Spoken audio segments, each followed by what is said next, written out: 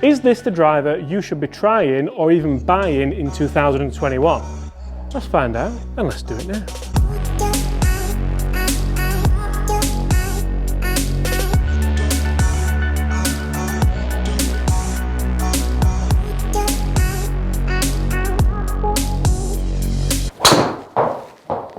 Hi everyone, James Robinson here guys. First things first, I'd like to warmly welcome you all to the channel. I'd like to welcome you back to the channel if you're not new to the channel. But guys, if you are new to this channel, make sure you do hit that subscribe button below so you don't miss any more golf reviews, golf vlogs, course vlogs.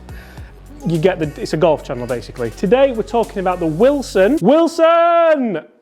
Sorry, it's the first time I've actually reviewed a Wilson driver, so I promised myself I'd get it in there. D9 driver. This has got rave reviews across the board. Is it the driver you should buy in 2021 for £289? I mean, that's like half the price of some of the bigger names. And let's be fair, in sports as a whole, you don't get a much bigger name than Wilson, do you? So let's see what the driver's like. Also, massive spoiler alert, I do have the hybrid, the fairway, and a couple of sets of Wilson irons to try as well. So make sure you do stay tuned for all that good stuff, all that Wilson stuff. Really, really chuffed to be testing these actually. So let's get started. Intelligent design, it says there.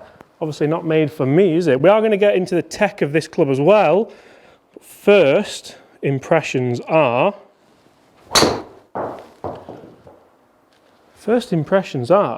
I've got to say this isn't in my spec. So this is a 10.5 degree Wilson D9 driver. We've got a 10 size 60 gram stiff shaft in there. It's not far away. It's maybe a degree away, maybe a couple of grams away from being perfect for me. One thing I love about this, and one thing you'll notice straight off the bat, is there is no adjustability. It would have maybe been ideal for me for it to be able to tweak it a little bit, but that's what helps bring that price down. £289, I mean, in 2021 is quite... I'm thinking of a word, it's remarkable. So how much performance would you expect for that price? Would you expect it to perform just like the TaylorMade, the Titleist, the Callaway, the Mizuno, the PXG? Looks-wise, it actually looks very, very similar to a lot of the clubs I've just mentioned. We do have a 3-layer composite crown on there, composite with a K. That's a mixture of Kevlar and carbon fibre, and that's designed to not only reduce weight from the crown, so Wilson can stick that weight exactly where they want it for performance, but also neutralise vibrations. That's the third time I've done it now, so I'm going to stick with it. Also neutralise vibrations for a better sound and feel. Looks-wise, I think it looks pretty good. It sounds okay as well. The D9 driver also features a PKR face, as you can see here, which has been fine-tuned to every millimetre to get more explosive distance off the face. So technology-wise, we're hardly lagging behind, are we?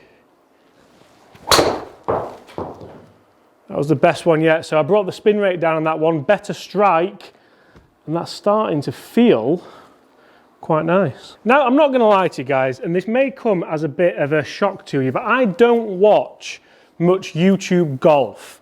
Obviously, I do make a video every single day on this channel, and I also make videos every other day on the other channel with Laura and the dog, and I love doing so.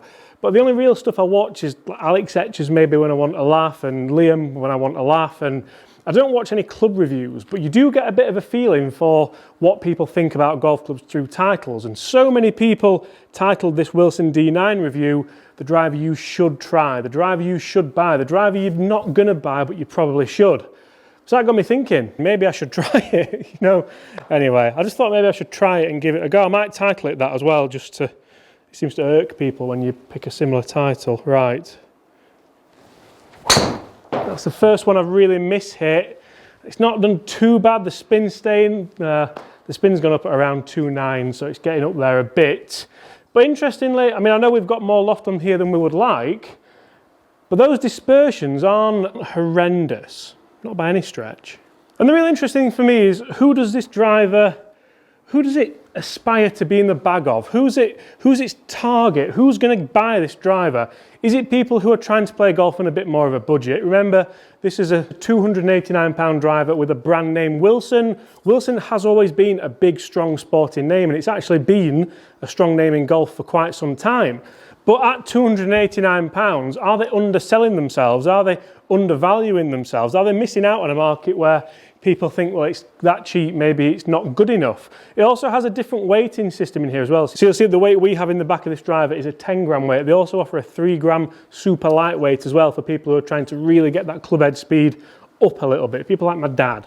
I almost just wonder if they could put an adjustable neck on there and maybe go like 339, 329, and does that give people a different perception? I mean, I'm all for cheap drivers, don't get me wrong. I hope they keep getting cheaper and cheaper, but I wonder if it's just kind of maybe cheapened it a bit. Especially when you can hit shots like that.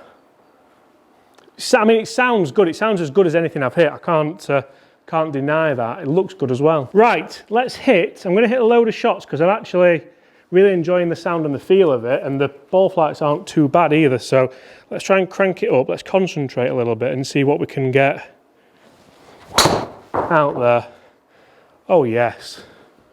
Oh yes. Ooh.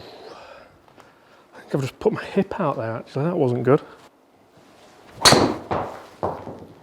Now, interestingly, there isn't a low spin model of this D9 driver. There's no driver where they maybe separate the weighting systems and have a lightweight at the back, a heavyweight at the front. Then you can move CG and alter spin rates and all the rest of it. But then I think, does it need that? Like, for who this is aimed at, do they just want a nice looking, nice sounding driver that goes like pretty well when you hit it? Potentially so.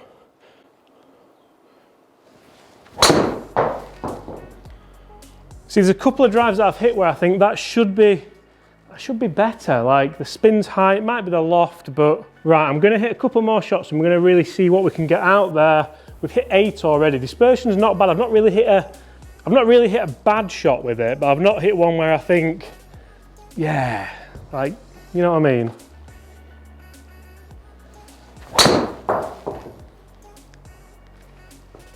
Right, last one. Let's see what we're working with. Come on, big one. You need a big drive down the 18th hole. You're going to outdrive Big Al. Yeah, maybe with a 7-iron as well.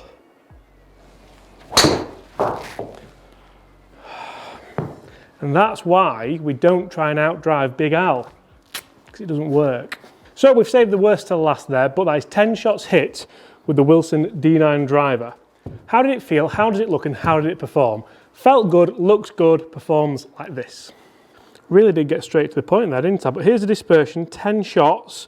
And if you have watched my reviews in the past, you'll know that that's actually not too bad. 10 drivers, probably only 3 that are going to put me in trouble. I think the rest of them are going to be on the fairway there, not too bad. Probably a couple higher than what I would have liked. 10.5 degree for me, like I said, is just a little bit too much, but I've done my best.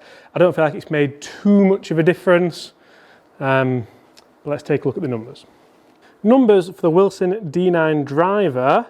Now that's interesting. So we've got a carry of 268, a total of 274, ball speed 154, and revs per minute or spin of 2,223.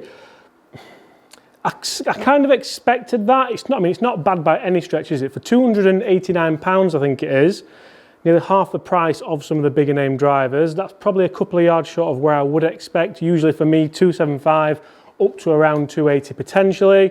So 269, finishing at 275-ish. I never like to look at roll numbers because I don't really believe in any of it on a launch monitor.